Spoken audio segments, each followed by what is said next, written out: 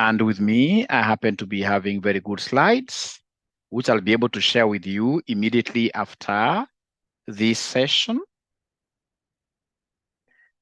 And these are my slides. So could you kindly confirm that you are able to see my slides? Is there somebody who can confirm that, hey, we are able to see your slides, Mwalimu?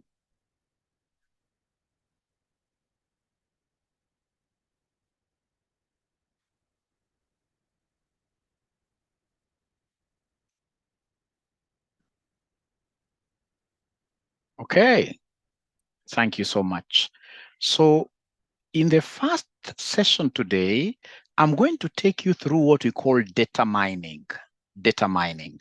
So the learning outcome, it's important. I'm calling it learning outcome here, number 3, because it's coming after some topics there.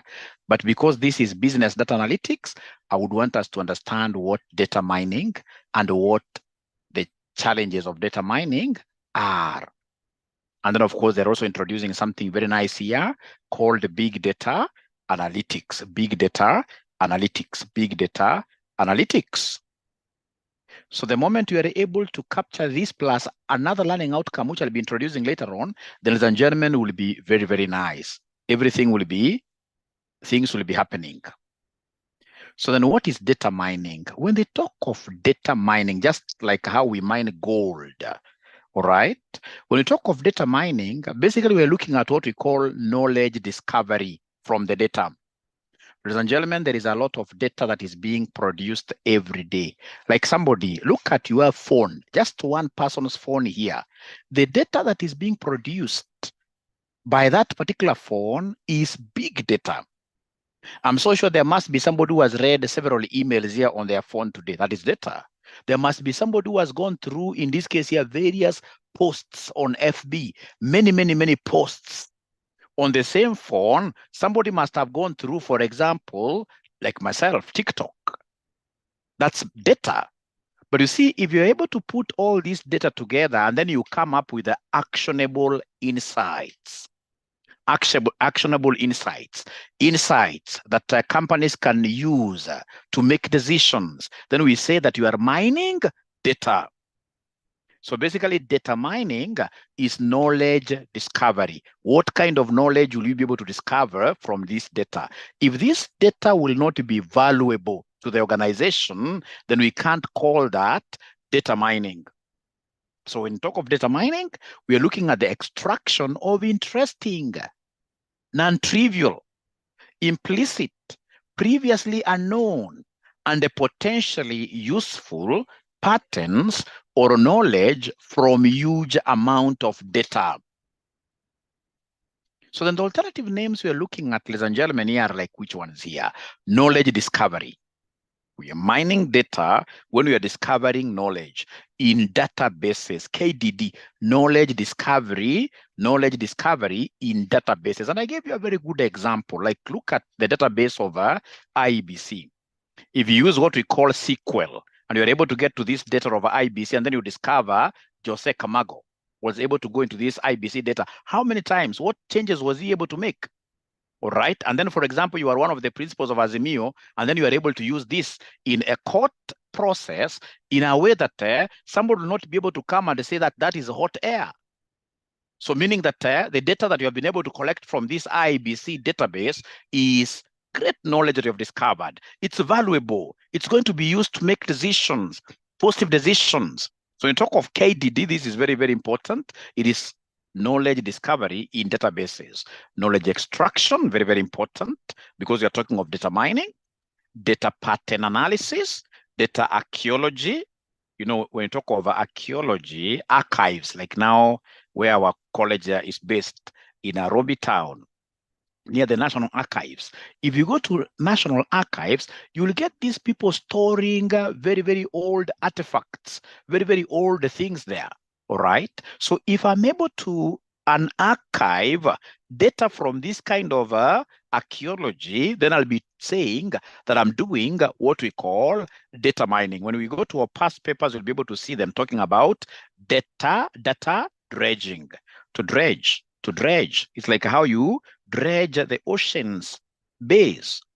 If, for example, the ocean has become very, very silted, it has got a lot of silt, a lot of sand at the base there, what these people do to increase the volume so that volume of water, so that ships can come and anchor there and, of course, be able to move around, at times they are forced, in this case, to dredge the base. So when you dredge data, that is the same as what here, data mining, information harvesting, business intelligence. You guys must have heard of what we call Power BI. Business intelligence is also another term of what here, data mining, because we use business intelligence, ladies and gentlemen, for what purposes? For example, for scouting and getting to know what our competitors are doing, getting to know how our competitors are able to get their business case running, how many customers do they have, etc. So when I do this kind of a study, then, ladies and gentlemen, I'm doing business intelligence, then that automatically means what that I'm really extracting, I'm harvesting, I'm dredging data, which is the same as what here, data mining. So, ladies and gentlemen, I would want, please, always try to stop Mwalimu here when I'm making these presentations to ask questions, and you don't have to take notes, but you can write a few things here and there if you so wish, because this is your data really. I'll be able to give you this information. Now, ladies and gentlemen, we are saying in our yesterday's session, we said that data is now the current gold. The moment you have got data, then you'll be able to transform businesses. You'll be able to transform your business. We should be able to use data to make what here? Decisions, meaningful decisions. Ladies and gentlemen, listen and listen to me very carefully. Great businesses are making knowledge-based, data-based kind of decisions. You must support. Assume, for example, you're looking at a company like breweries. Breweries, of course, they make very, very bad products that have really destroyed very, very many families. Don't be their customer. Be customers of other companies, but not customers of breweries. And I'm not really fighting them. No, no, no. Ladies and gentlemen, please listen. These breweries, after they make their brew, of course, their brew can't go to their customers without packaging. So in most cases, there must be a management accounting department at breweries. And this management accounting department, which will be giving now management information for purposes of making decisions, they use this concept of data mining.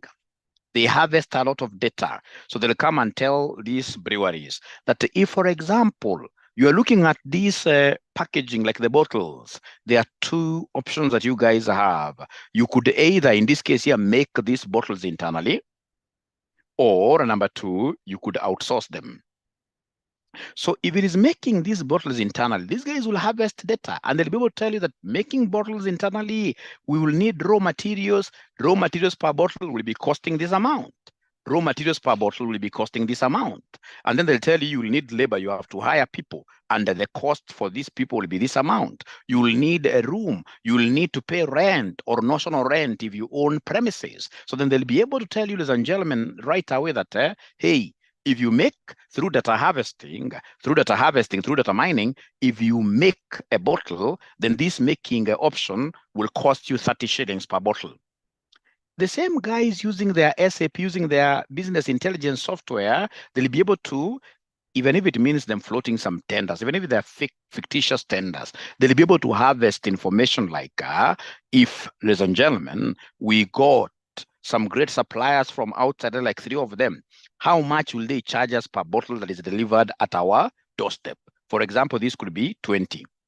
Still using data mining, they have to bring in so many other information before they say that, hey, really, outsourcing is cheaper. They have to look at things like the stability of this company that want to outsource these bottles from.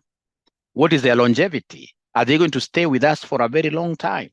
Or are we going to make a decision that, hey, let's close our factory for making these bottles, and then we go for this guy, and this guy dies tomorrow? So, ladies and gentlemen, data is the king. I'm so sure you guys keep on saying that customers are kings. But at the end of the day here, data right now is the oil, is the major lubricant, is a major lubricant. So in this case here, what are we doing? We are doing business data analytics.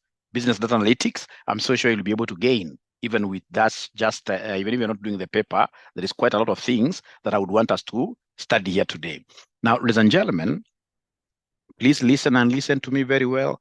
Before I proceed, I will have to play for you guys some video. I hope you love videos. So it's a video that I would want you to take like 3 minutes. It's titled here, Transforming Your Business with Data Mining. It's an IBM cloud video. Very, very important. If you've ever been panning for gold, you'll know that it takes a lot of time and effort to find even a small nugget. It's estimated that to extract enough gold to make a single golden ring, you'd need to sort through around 26 tons of rock and other stuff. That's a lot to sift through. The same is true when mining data, except the gold is replaced with insights and the panning is replaced with algorithms. So let's talk about it. Data mining. So data mining is the process of extracting valuable information from large data sets, and it's used in a variety of industries from marketing through to healthcare, and it can help businesses to make more informed decisions. Now, fundamentally, data mining is about processing data and identifying patterns and trends in that information. And when we think about the evolution of things like data warehouses,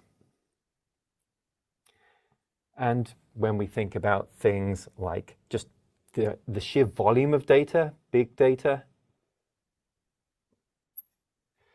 we can really start to see that these sort of data mining techniques have rapidly accelerated over the last couple of decades. We need to process so much of this data and turn it into useful knowledge. One of the main advantages of data mining is that it can help you to make predictions about future trends. By analyzing past data, you can build up a picture of how things might develop in the future. Data mining can also help you to identify relationships between different pieces of data that you might not have been able to see before. So for example, you might see that there is a correlation between the amount of time somebody spends on your website and the likelihood of them making a purchase. Now, we can think of the data mining process consisting of 4 basic steps. So step 1 is setting objectives. And this is where data scientists and business stakeholders work together to define a business problem that data mining will be applied to. Now, with the problem defined, with the scope defined, we move on to step 2, which is data preparation. This identifies which set of data will help answer those pertinent questions to the business that we said in step 1. Now, there's more here than just identifying the data. We also need to clean it, removing any noise, such as duplicates, missing values, and outliers. Then we move on to stage 3, which is applying the data, and applying it specifically through data mining algorithms. We're looking here for interesting data relationships and applying deep learning techniques, and we'll go deeper into step 3 in just a second. Then finally, step 4 is evaluating results. So this is really interpreting results that are valid, novel, useful, and understandable. So let's talk about some of those data mining techniques that make up stage 3 here. Data mining works by using various algorithms and techniques to turn large volumes of data into useful information. And while there are many ways to do this, here are some of the most common. And let's start with kind of the most straightforward, which is association. Now, association is rule-based, and it's a method for finding relationships between variables in a given data set. You make a simple correlation between 2 or more items, often of the same type, to identify patterns. So for example, when tracking people's buying habits, you might identify that a customer always buys cream and then they tend to buy strawberries. And therefore, you could suggest that the next time they buy strawberries, they might also want to purchase cream. You can use another technique called classification as well.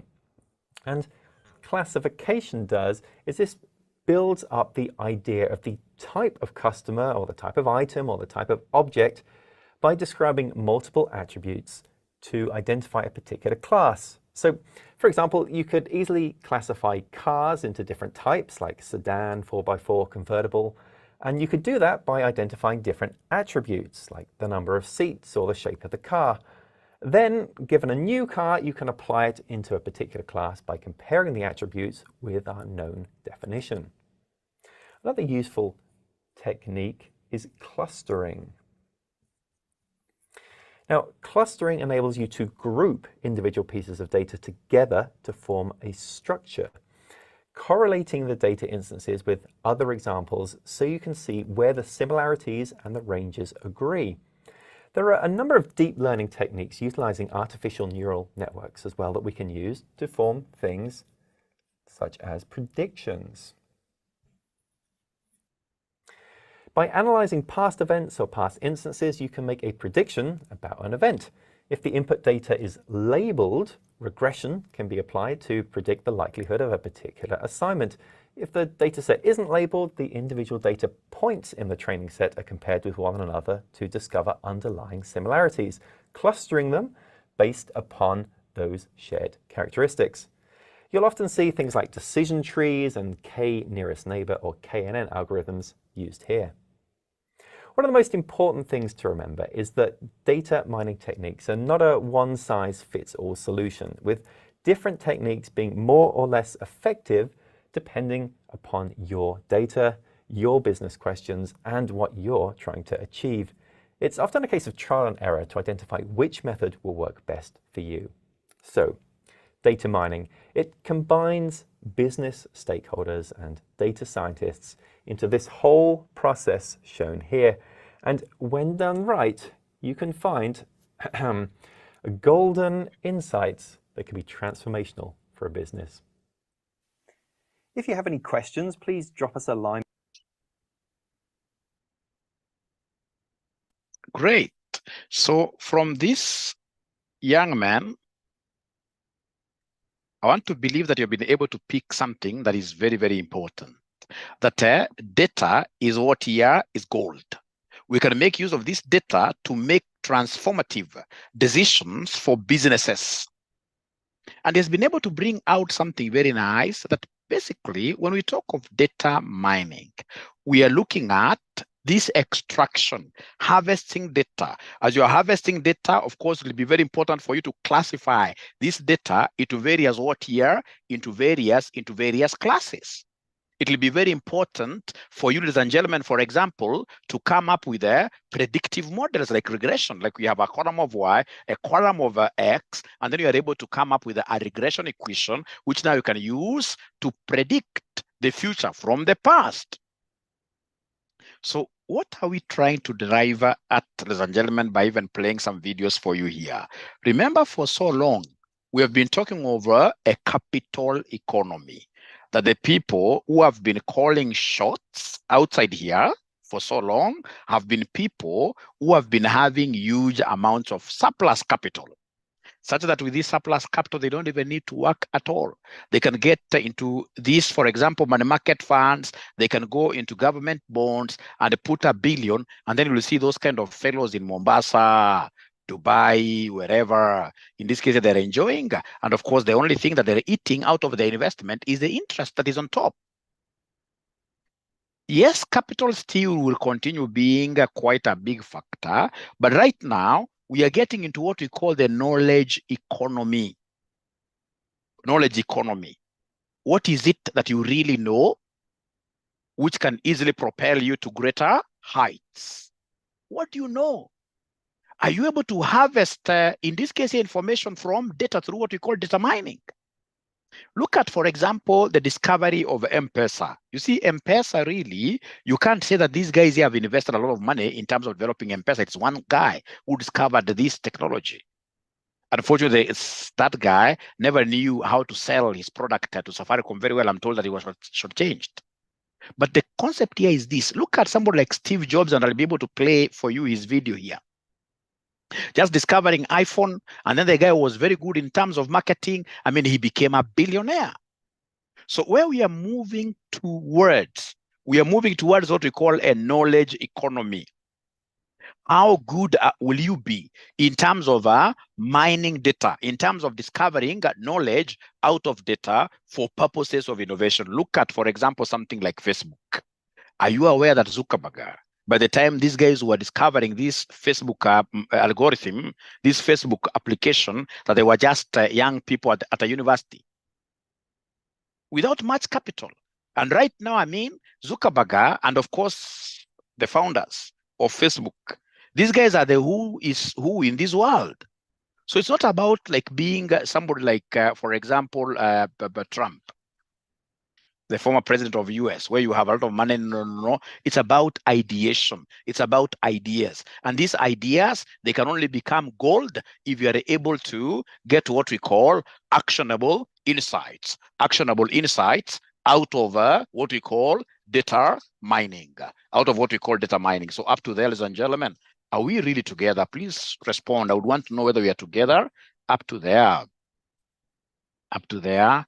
Are we really together? Are you guys able to follow? Great.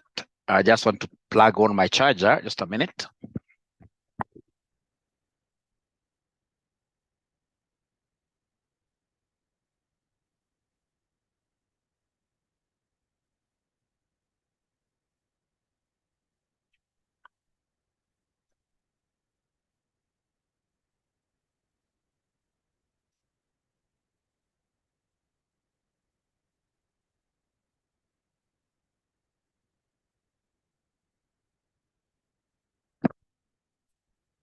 So please, and as we discuss, you should not belabor in terms of making notes, because this video will be availed to you.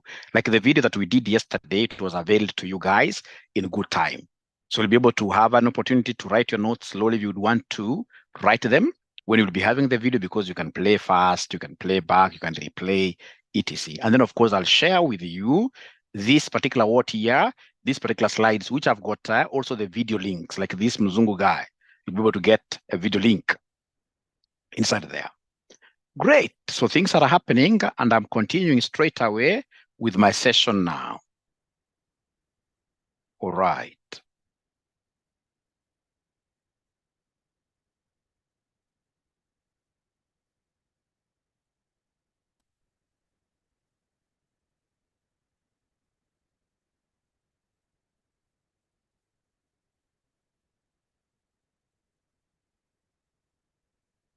Just a minute.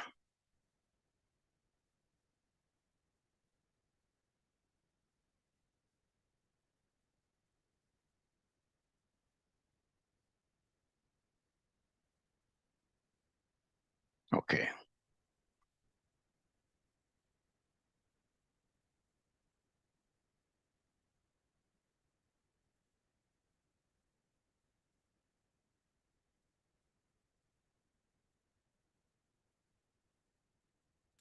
If you've ever been panning for gold.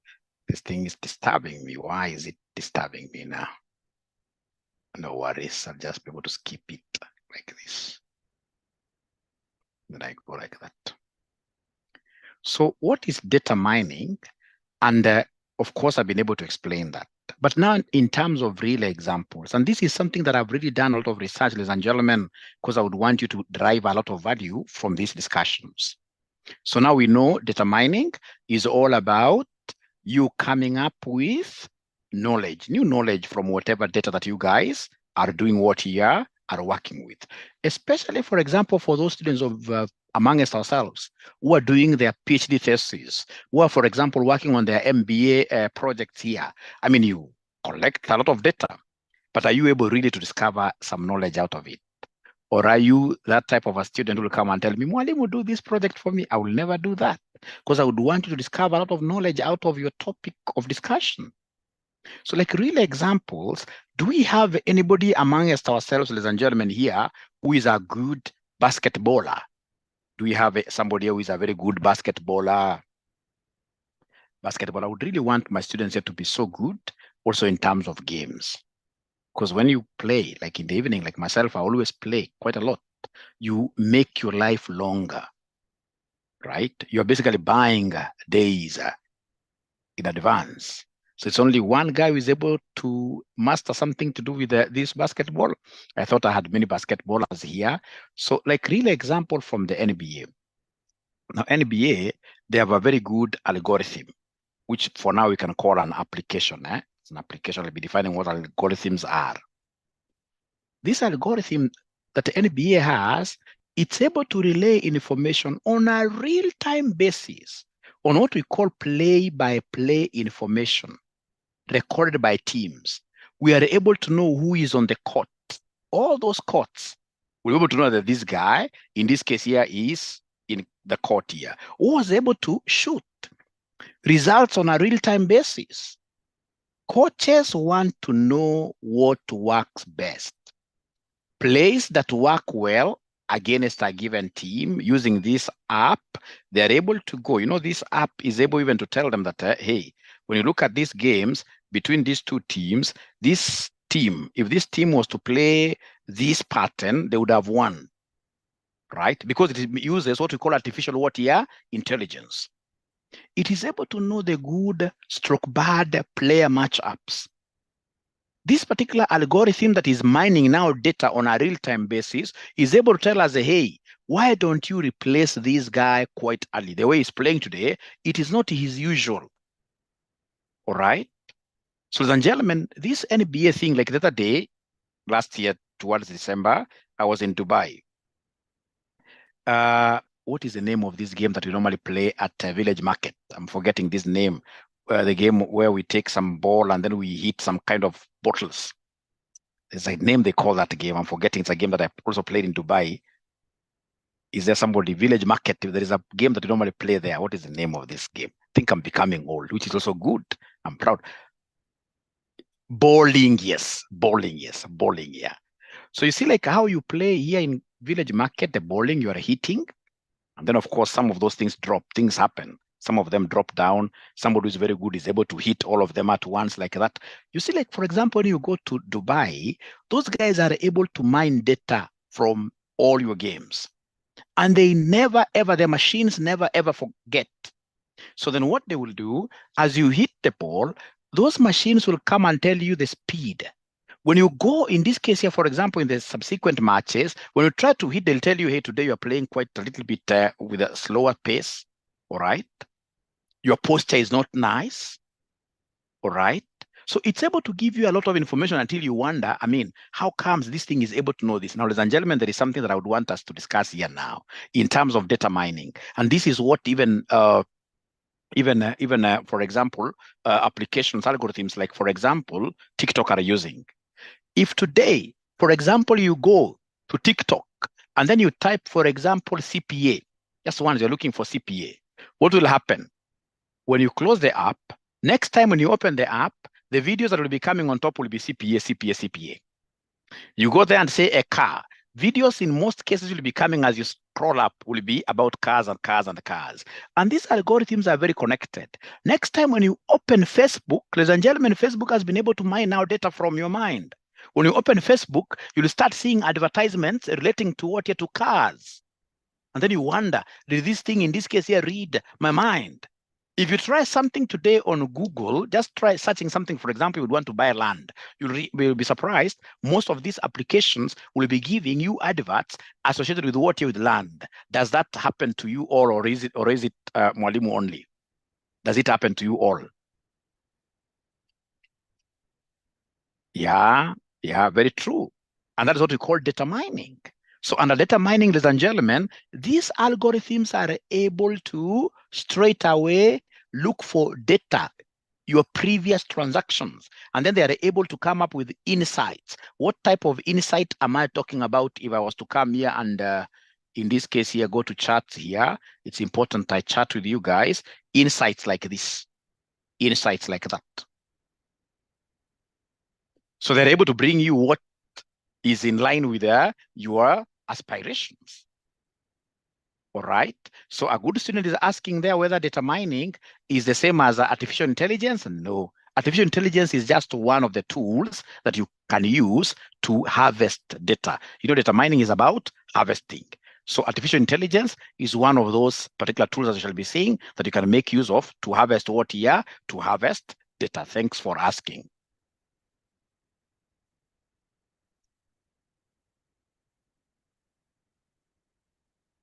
So this data mining tool that NBA uses is called Advanced Scout.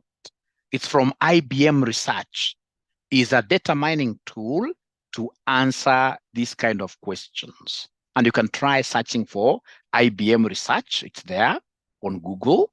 And then once you get to IBM Research, please try tracking one of those players that you know, Austin, right? And see how IBM will be able to answer you. For example, was the top scorer? Why was this person, for example, not able to? I mean, who is that player who is emerging to be among the best, such that you as a team can go ahead and buy them?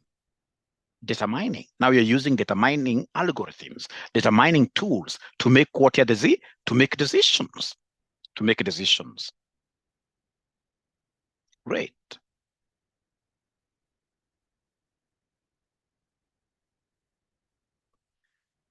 Now, why data mining? Potential applications in a business. This is very popular in your exams. Why data mining? Potential applications. Data analysis and decision support, that you can use this data mining to analyze data and then, of course, support decisions. Decisions in terms of market analysis and even management, where we'll be able to do target marketing like now what Facebook does for you guys. You've asked Facebook, in this case here, for example, about a beautiful lady, and then they keep on bringing beautiful ladies, right? Customer relationship management, CRM. Market basket analysis. When you talk of market basket analysis, you're looking at, for example, every time guys go to a supermarket, what do they normally put in their baskets? We will be able to see their associations, that everybody coming here into this supermarket, when they buy Royco, they must also buy salt. So in this case, I'll be able to use these kind of associations within the market basket here to even gauge and evaluate how my future business will look like. Cross-selling, being able to sell other products, market segmentation. Ladies and gentlemen, you can also use this data mining for risk analysis. Risk analysis. Risk analysis. What is the potential? What is the probability that we may lose a customer, right? So like forecasting, customer retention, improved underwriting, the concept of insurance, quality control, competitive analysis. Ladies and gentlemen, you can also use data mining for fraud detection because of what a detection of unusual patterns. All right. You can use data mining for purposes of mining texts. What kind of news are we getting here? What are the emails which are associated? If, for example, and we have these kind of tools, which, for example, senior people at DCI use. So these DCI people, for example, will have, if it's Facebook, you know, Facebook is really monitored. If, for example, today you are to go and say that I'm an Al-Shabaab and I'll be bombing KICC tomorrow, you'll easily be napped by those guys. Why? Because they have data mining tools. They're able to go there, set their tools in a way that anybody who talks about Al-Shabaab, they're able to know who it is, right? Especially in America, they are very sophisticated tools, all right? So you can basically use these tools, ladies and gentlemen, even for purposes of political propaganda. We saw this severally. You come and say, for example, this guy will not even be in elections, all right? And you have people believing that, all right? So you're saying, ladies and gentlemen, that you can basically use data mining in business for purposes of business intelligence. You're looking at your competitors. You're doing market analysis to know, in this case, which product will be bought in the future, etc. Like, for example, ourselves, of course, we haven't used any data mining, but we know. We can see the trends. Of course, that was also an example of data mining. We can see the trends that our physical book sales is declining. Physical, the books that are being bought by our students here, the RCM books, which are being bought by our students here, are declining. And when we did research, we realized that now people are preferring what here? Online books. And that's why we've made a decision here to develop an app, which is now ready. We shall be rolling over to you guys online books that you can buy from the app, read them on the app. They'll be cheap, and the guys will be able to buy them anytime. So you can use data mining for so many things in your businesses to basically support decision making. Ladies and gentlemen, please listen. Please listen. So under market basket analysis, you can see people are buying whatever. In this case here, the POS, the point of sale, should be able to come at the end of the day, tell us the items that are moving pretty fast. Which items are slow moving items? Which items in this case here that are going in kind of a combination. So market basket analysis, this is one of those big applications really of data mining algorithms, data mining tools. So market-based analysis, example, an online store examining customer purchase data to see which goods are often purchased together. The study may indicate that customers who buy laptops also buy mouse pads, extra hard drives, and extended warranties. So if you are to make a decision, for example, to drop, or rather, for example, you've realized that one of these products here, complementing products here, they are loss-making. There is no way you'll be able to drop them, because basically you are squeezing the probability of now these guys here buying what your laptops.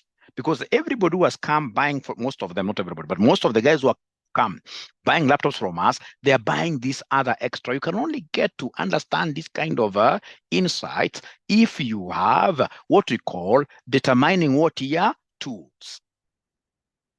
And you can really use this across. So benefits of market basket analysis, increasing market share. Because the moment we know that Aerial, ile sabuni ya mwosho moja, hiyo ndio sabuni ambayo inafanya vizuri sana, we can now even market it more. All right? We can understand what we call behavioral analysis, like ourselves in our college here. We also observed some other patterns here. We observed fine, many students are coming now for online classes. Our numbers are really growing. But we had some good number, which was also complaining that why are you putting classes only at night? We need early morning classes.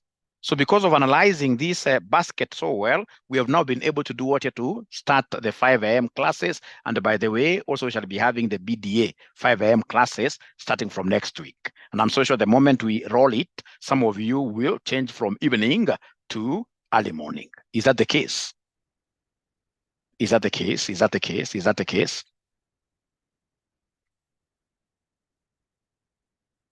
Please try to respond. You must respond. You must respond. You must respond as a way of showing Mwalimu whether we are together. Is there anybody who could be thinking of, hey, early morning will be much better? Early morning will be much better. You see? You see, yes, no? We shall overcome. So behavior analysis. Remember, early morning will be from 5 a.m. to 7 a.m. Optimization means best results. Once you are doing data mining, we shall be able to make what we call optimal decisions. Then we have campaigns and promotions. Remember, under campaigns and promotions, because of data mining, we'll be able to know the types of products that we have. That we have what we call the cash cow products, those great products. We have the star products, the ones that we market heavily, but they also shine. They give us a lot of revenues. We push them, they respond. Like Aerial is a star product. Then we have other products in this case that are problem children. What we call the question marks. We're advertising them aggressively, giving them Cerelac, but these kids are not growing. So we need to seek attention of a doctor. So using data mining, we shall be able to understand what here are products. How I wish we could get a data mining tool for helping us measure how active, how aggressive our students are. I wish we could get a data mining like artificial intelligence teacher who, for example, right now as I'm here, who could be looking at my students in this case here, for example, where they are seated, because I'm so sure there must be somebody who is sleeping. As I try speaking here, there must be somebody who is not serious, or there must even be somebody here who is eating ugali as I'm teaching. If we were to get this kind of, a robot, then that will be a very good robot. That will be a very good robot. It's about data mining. And then, of course, they should be able to transmit that data to us live for purpose of making what decisions. All right? Because now these are adults, you can't beat them, but you need to make decisions because most of these guys here, for example, could be mothers. Right now, mothers are supposed to be doing some functions. For example, some mothers here are supposed to be helping their children here to do homeworks. So then my data mining tool should be able to look and tell me, hey, out of the mothers that we have here, how many of them are not concentrating in what we are teaching here, but they're also trying to help their children? That's data mining. And then you should be able to make decisions and say, hey, for these mothers, we need to introduce, for example, a 1 o'clock class for them so that they can study from wherever they are. So data mining is all about getting actionable insights from whatever data that we have for purposes of making what your decisions. Thank you so much. But it's really my hope that there is nobody who is eating ugali now. Is there anybody who is eating ugali, honestly, as I'm teaching so loudly like this? Is there anybody who is eating ugali? Is there anybody who is eating offensive? We shall overcome. We shall overcome. We shall overcome. We shall overcome. Thanks for being a truthful person. Thanks for being a truthful person. Okay. Now, ladies and gentlemen,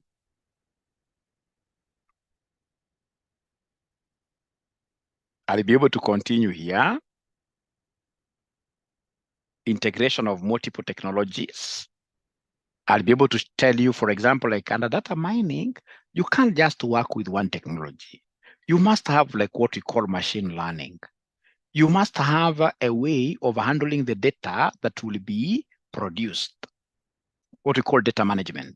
You must have another technology which will be helping you guys to do what we call the mean mode median. Mean mode median. We must have a software which will be helping us to do visualizations, to draw graphs. We must have algorithms which basically are automated systems that will be able to, for example, like now what we have on Facebook, these guys are able to automatically give you information that you are looking. If, for example, today you went ahead looking for information about Ruto, about, for example, Raila Odinga, these guys will know that you are a political animal. And if you're a political animal, they'll try to feed your political appetite by giving you a lot of it. That's an algorithm.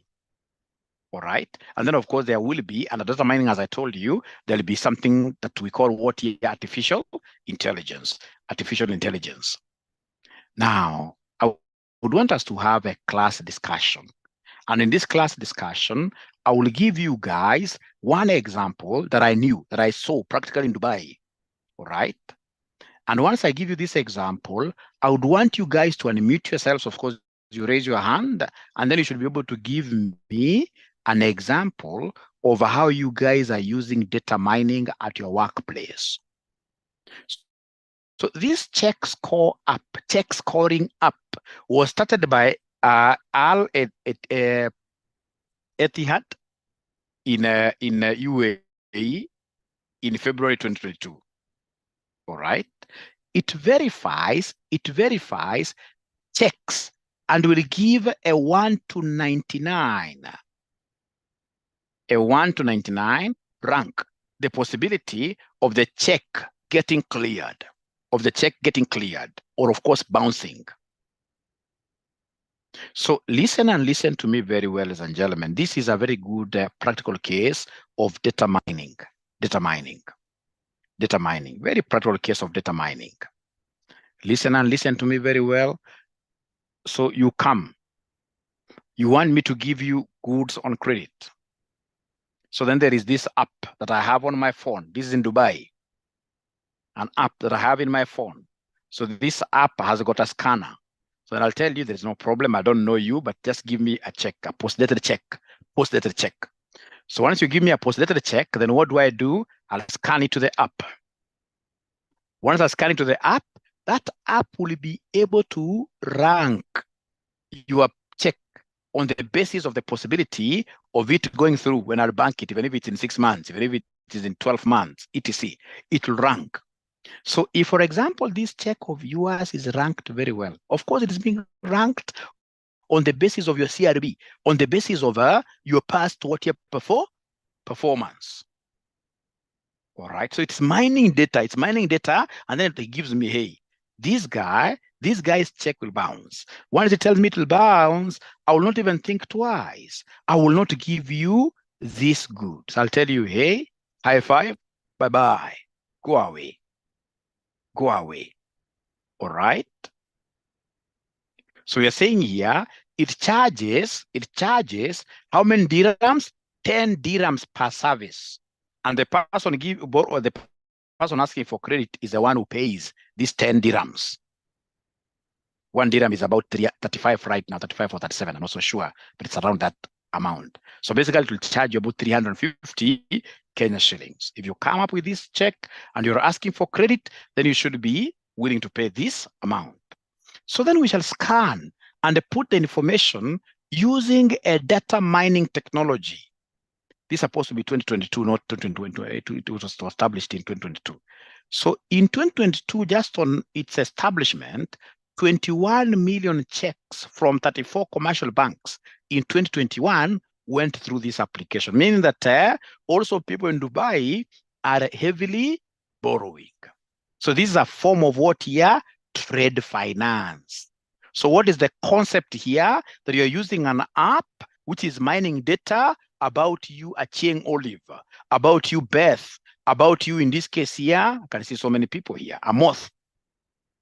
And it's able to tell us, hey, this guy, don't give him any credit. And the same is applicable even in America. When you go with your credit card to a supermarket, for example, and you happen to be blacklisted, you'll not be able to buy gas from any petrol station. You'll not be able to buy even things from a supermarket because already your data is spoiled and it's bad and it will be mined by those machines.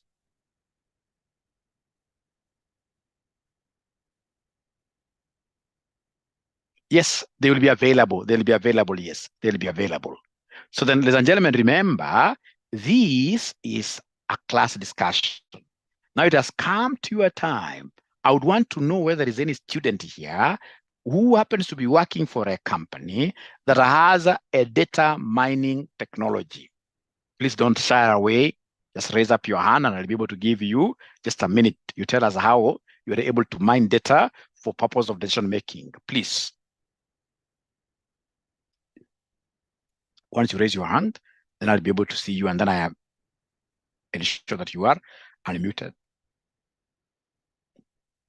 Anybody who is working for an organization that could be having some data mining, even if it's a traditional one, where basically you're using, in this case here, for example, a few things to look at documents.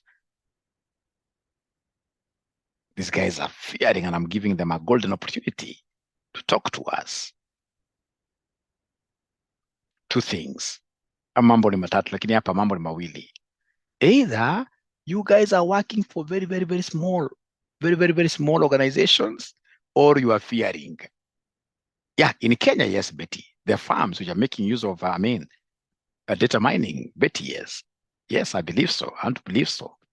And to believe so. So then in our example, in that class discussion, I would want you tonight, you think of how you are making use of data mining in your farm, or whichever farm.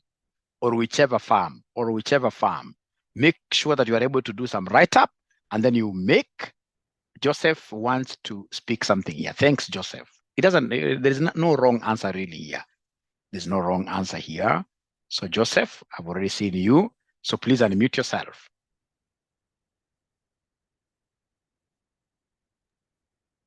Okay, thank you, Marimu.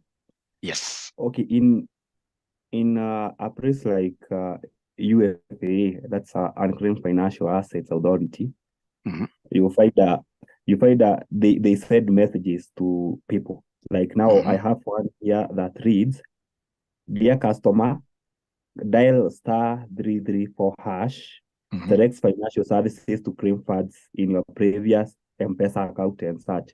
So using that, they are going to see how many people respond.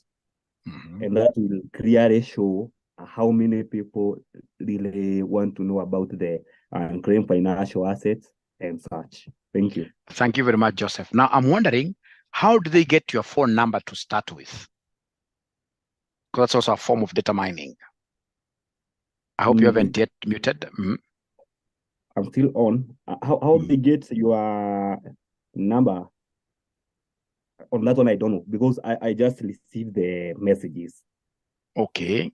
Yes, but I think I may say, maybe if you have maybe M-Pesa balances maybe zenye zimekaa sana, probably because the requirement Safaricom forwards is supposed to return back that money to take that money to this authority. Yes, now Financial Assets Authority. Yes, and now the UFA now will take it from there. This is a very good example. And for sure, there are so many people, ladies and gentlemen, who buy assets. Like I know of some family that had some assets in this case here, and then they got into some car crash and they died, all of them. At the end of the day, if they're not informed any of their family members, close assets here, that asset will just remain there idle. Now we have in this case here what we call the financial assets recovery, the Financial Assets Recovery Authority, where of course if there is any unclaimed asset is supposed to go to those guys. So those guys must be using a lot of data mining, right? So they keep on announcing even on televisions, like if you have somebody, for example, their shares, which have been lying there and nobody's picking their dividends, please come and do this. Thank you so much. I can see you guys are coming up now with a lot of creativity, like somebody's talking about committee people. We shall overcome. We shall overcome. Now, ladies and gentlemen, because of our time, data mining classification schemes. We shall be looking at what we call descriptive data mining, predictive data mining. Very, very important. Leave alone the classifications for now. Now, then we have, in this case, a very important video that I would want to play for you guys about Steve Jobs. Remember, Steve Jobs died long time ago. But right now, we have, in this case here, AI, artificial intelligence. People are able to come up with robots that have been fed a lot of information about who? Steve Jobs. So if you ask these robots any information about, for example, what the thoughts of Steve Jobs were at that time, this guy will be able to respond immediately. So if you allow me, I'll be able to play this very fast. It'll take us very few minutes. Oops, why is it refusing this one now? Just a minute.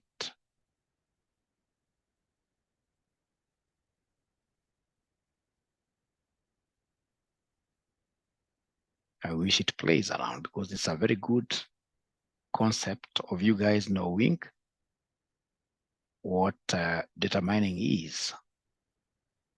No, it's refusing again. No worries. Life, they're normally saying life, whether you like it or not, life must go on. Life has to go on. So welcome to this podcast.ai, a podcast that is entirely generated by artificial intelligence. Every week, we explore a new topic in depth, and listeners can suggest for future episodes. Whether you are a machine learning enthusiast, just want to hear your favorite topics covered in a new way, or even just want to listen to voices from the past brought back to life, this is the podcast for you, and we shall not listen to it today, unfortunately. I'm so sorry for that. When you get this, you'll be able to watch. This is very important. I can't also play it.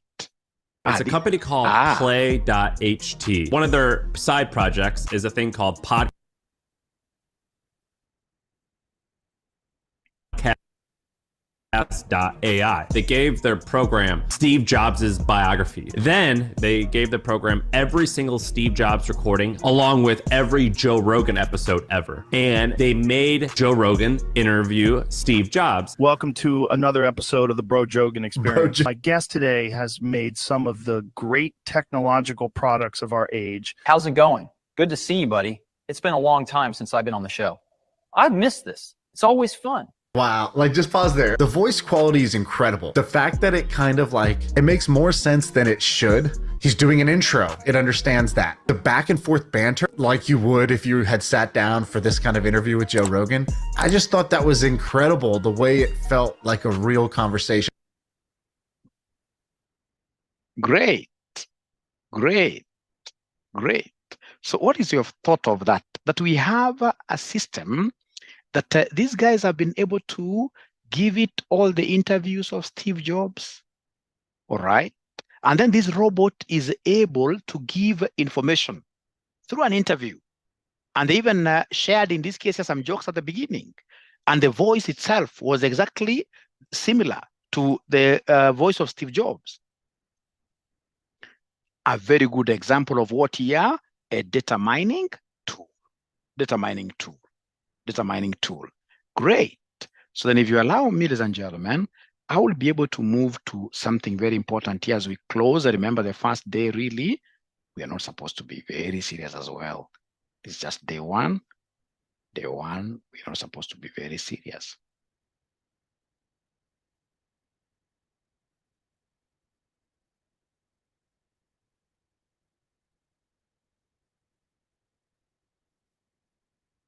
Great.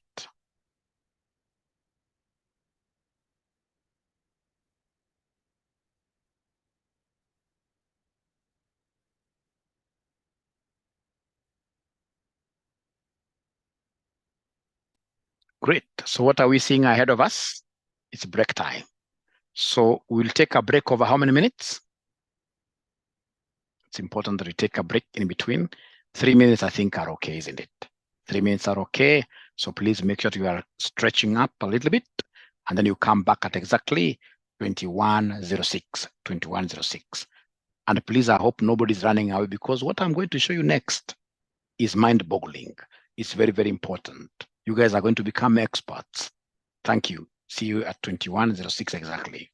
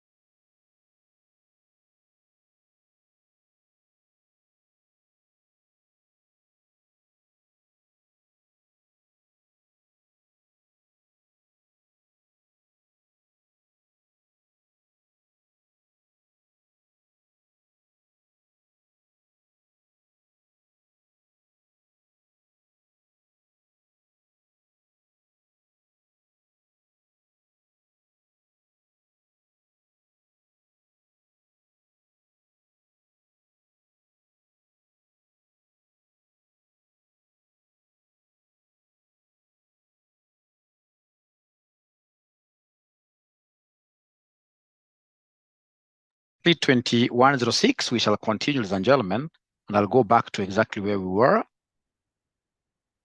Things are now happening here. It was after break here.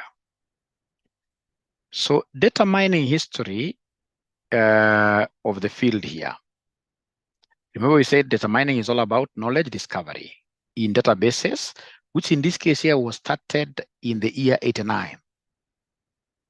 The key founders, of course, this will not be very, very important for you, but the most important thing, data mining has been here with us since 1983.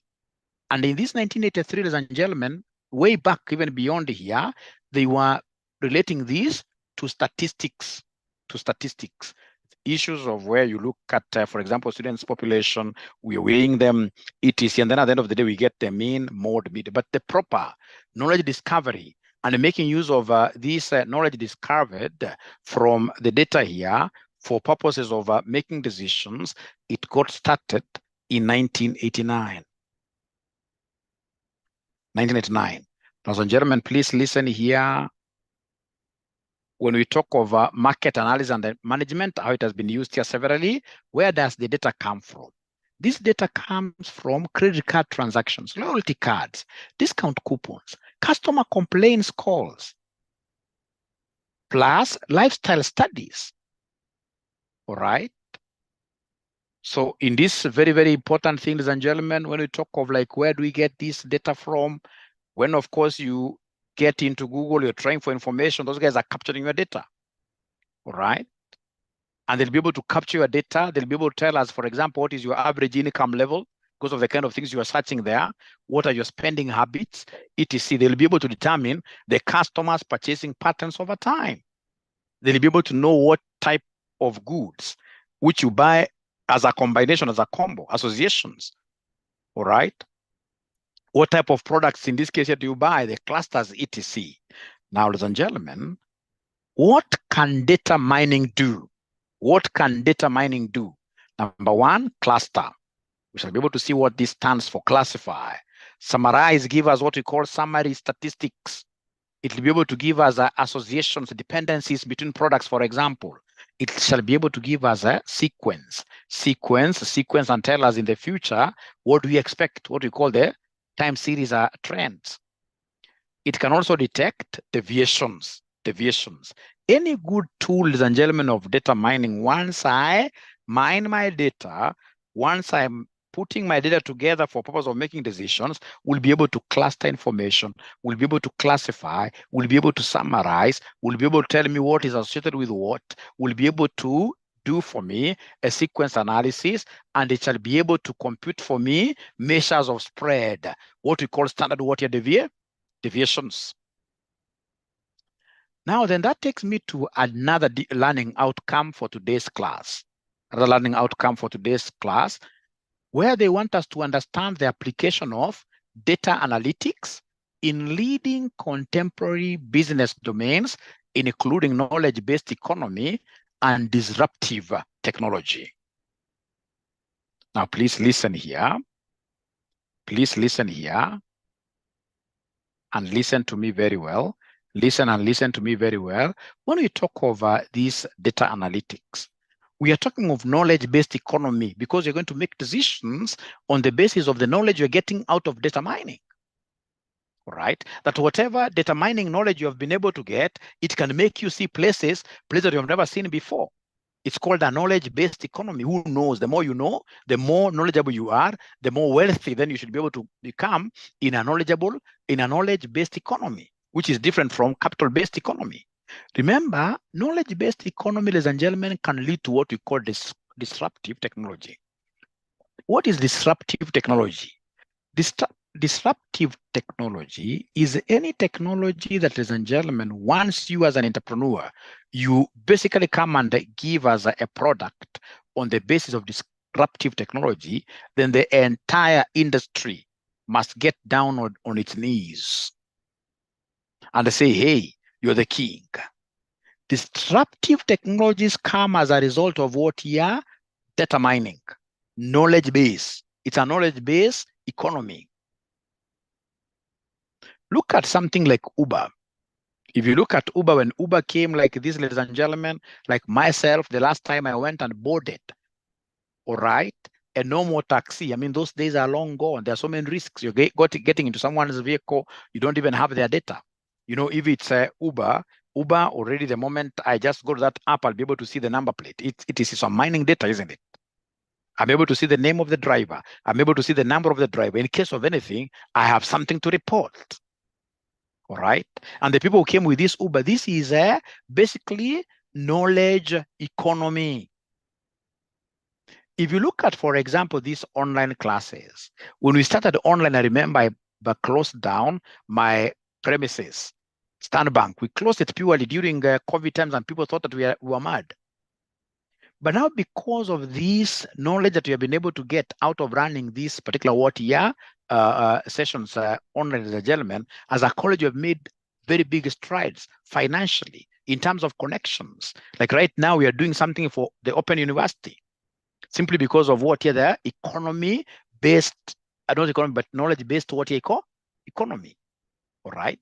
So knowledge-based economy may lead to what we call disruptions. And you should never ignore this concept of disruptions. Look at, for example, Airbnb. Airbnb is among those reasons, if you read, for example, why. In this case, a Hilton hotel had to close. I mean, why would I want to go and spend 40,000 a night at even Sarova Stanley, and yet 40,000 for just one room? I mean, 40,000 for just one room, and yet this 40,000 can give me, I mean, 3 bedrooms, access to 3-bedroom house in a posh area for even like 3-4 days, where they have given me everything to cook even for myself, etc. This is a disruptive economy. It came as a result of an app that was developed. Somebody in this case had to think. So that's what we call knowledge base. All right. So all this came out of data mining. Right? Data mining leads to knowledge-based economy. Now, please, there is something very important that I would want you guys to understand. And then you understand this very well before we close the class. When we talk of data analytics, you guys must understand what we call big data. Big data. Data is said to be big if it can't be processed in a single computer. Like now, the data that is coming from all these guys who are looking for whatever, asking in Google, all that data cannot be processed, cannot be handled by one computer. Those guys, like the Google guys, will be having a lot of cloud databases, not 1, not 2, not 3. All right. They even must be having what we call physical servers somewhere where they're storing all that data. All right. They must be making arrangements with companies like AWS to store that data. So when data is that kind of a behemoth, humongous, big like that, then it'll be called what we call big data. And then you need, ladies and gentlemen, tools which will be able to help you to analyze this big data, to analyze the big data. And then remember that this big data can only be called big data if we have the 5 V's.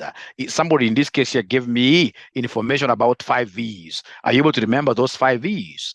Is there somebody who can remember the 5 V's of the volume? It has to be voluminous. A lot of it. Voluminous.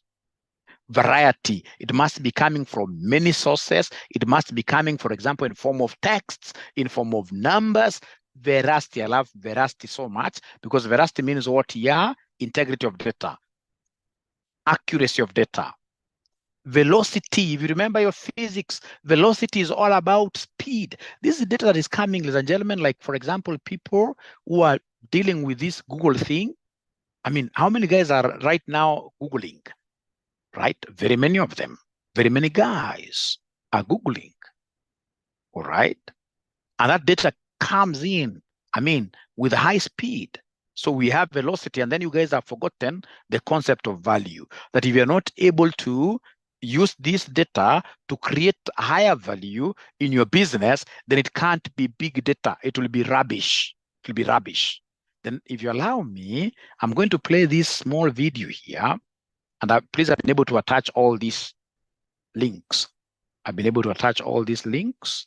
I hope it plays.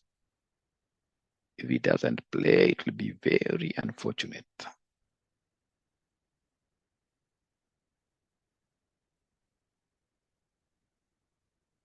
Nope. What could be wrong today? I've done this severally many years. So sad, but I can play it from here. This is what you guys also will do.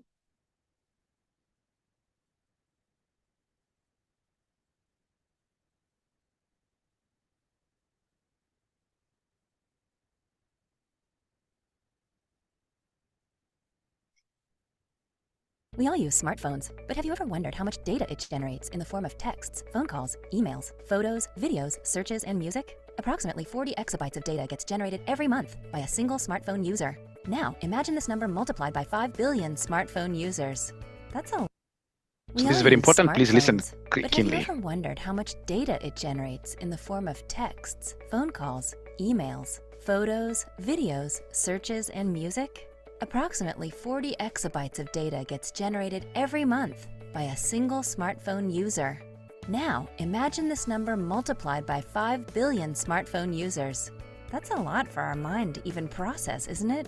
In fact, this amount of data is quite a lot for traditional computing systems to handle.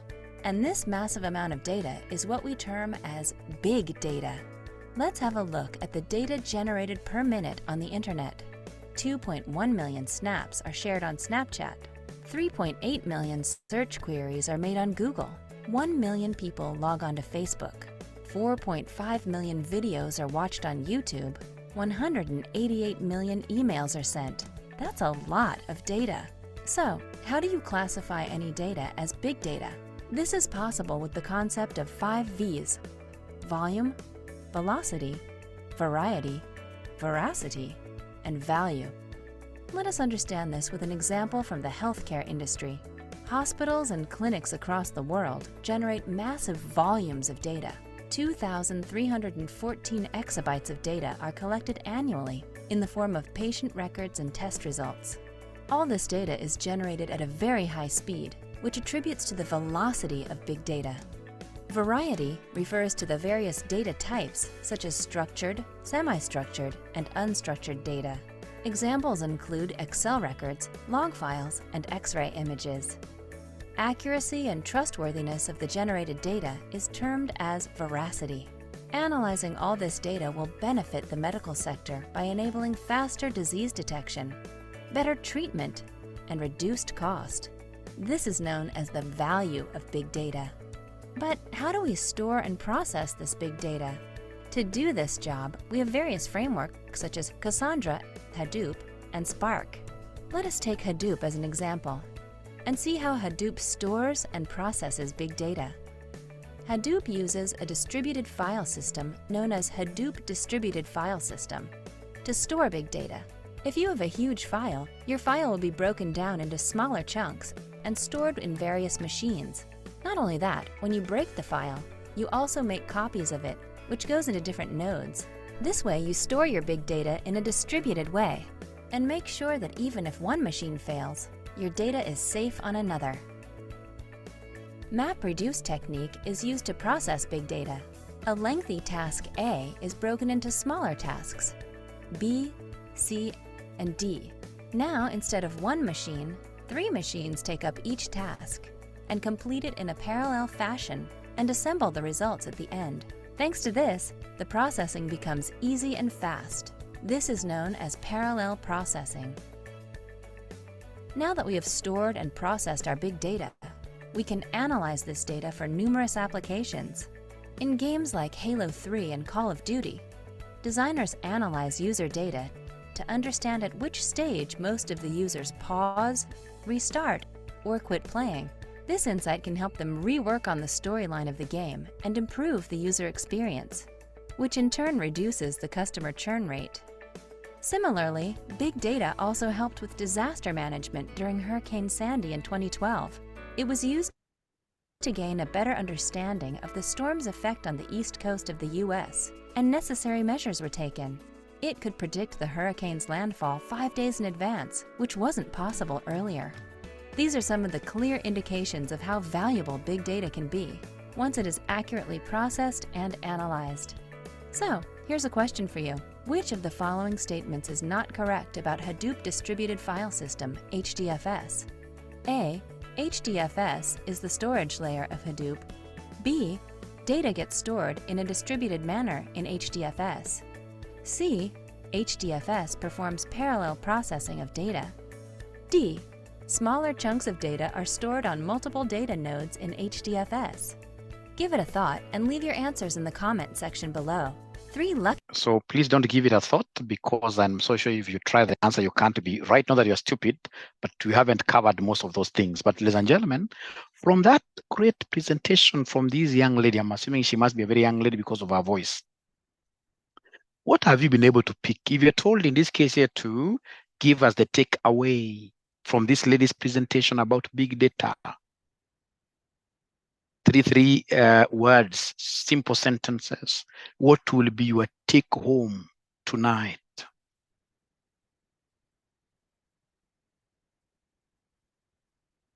Velocity, speed, data coming in this case here from very, as told that this guy has got TB, another one, very fast. I love that. Distributed file processing, because big data cannot be handled by a single computer, traditional computers. Then in this case here, we need like the Hadoop or the Cassandra, which is able to dissect these data into various smaller files. And those files are organized in a way, if, for example, we have file A in computer A, it will also be available in computer 1. It will also be available in computer 1 or computer 2, so that if one of those servers, for example, was to crash, then always using the Hadoop or Cassandra, I normally use them at my workplace quite a lot. As I told you, I work for a software company, so I know them, how they operate. We are big on servers. So once in this case here, we have this distributed system, then everything becomes very, very important. Hadoop, structured, semi-structured, and unstructured. Of course, this person is talking about what here? He's talking about variety. He's talking about variety, how data is processed and stored. Thank you very much, Navensi. Martin Aweru says big data can be used for predictive. You could see her using that lens, being able to see far, right? So predictive analysis. I love that. So, ladies and gentlemen, it has been quite a nice ride. I've enjoyed being with you tonight. I'll not be able to do the 2 hours because you're still at the preliminary stages of getting students. Remember, this BDA class, I normally get more than 400 students. Actually, I haven't started off very well. I think students are waiting for results. Normally, by this time, I should be having over 100. How many guys do I have now? Let me check. How many guys do I have now in BDA September?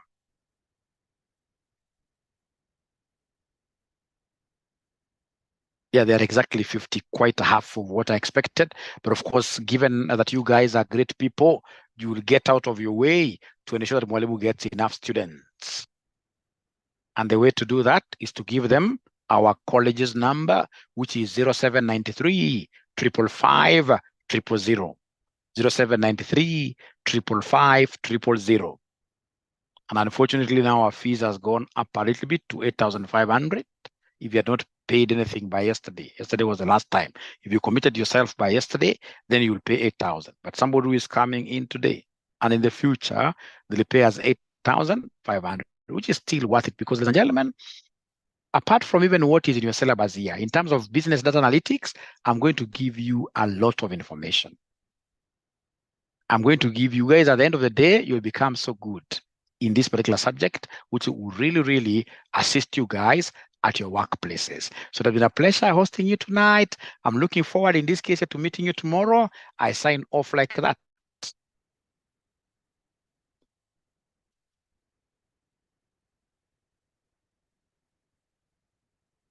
Expect 5 from me. Thank you very much, Lucy. Please don't give them my personal number. Please give them to the other school's number. That will be very good, Lucy. Give them the school's number. If you give them my personal number, at times I get so busy because as you can see now, we are handling big data here. Where I work, we deal with big data because you're serving Equity Bank, KCB is a customer, and we're looking at so many information, and I'm one of the managers there. So it really gives me a headache. At times receiving calls is not easy. So if you want to give me business, always transfer that business to the college's number, 0793 555 000 or 0719 525,000. That's our number. Thank you very much. Bye.